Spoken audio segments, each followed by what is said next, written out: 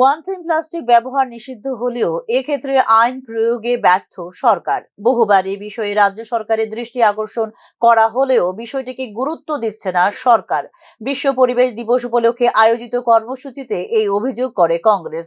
ফ্ল্যাক্সের ব্যবসার সঙ্গে জড়িত এক মন্ত্রীকে এই বিষয়ে সুযোগ দেওয়া হচ্ছে বলেও এদিন অভিযোগ করেন কংগ্রেস বিধায়ক সুদীপ রায় বর্মন। সরকারের সদিচ্ছা আমরা লক্ষ্য করতে পারছি না। একটা আইন হয়েছিল বহু আগে যে প্লাস্টিককে ব্যান করা, ওয়ান টাইম প্লাস্টিক ব্যান করা, কিন্তু আমরা দেখছি মাছ বাজারে যান, তরকারি বাজারে যান, ফল বাজারে যান, সবজি বাজারে যান, সব জায়গায় ওয়ান টাইম প্লাস্টিক ইউজ হচ্ছে।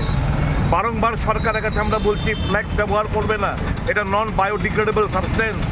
এতে জল, যে বৃষ্টির জল আর্থসের সারফেসের ভেতরে প্রবেশ করে না, ব্যারিয়ার হিসাবে এগুলো আমাদের প্রতিবন্ধকতা হয়ে দাঁড়ায়। কাজে ফ্ল্যাক্স ব্যবহার করো না, মিনারেল ওয়াটার বটল ব্যান করো। সরকারের কাছে দাবি জানাচ্ছি, কিন্তু সরকার তো নড়ে চড়ে বসবে।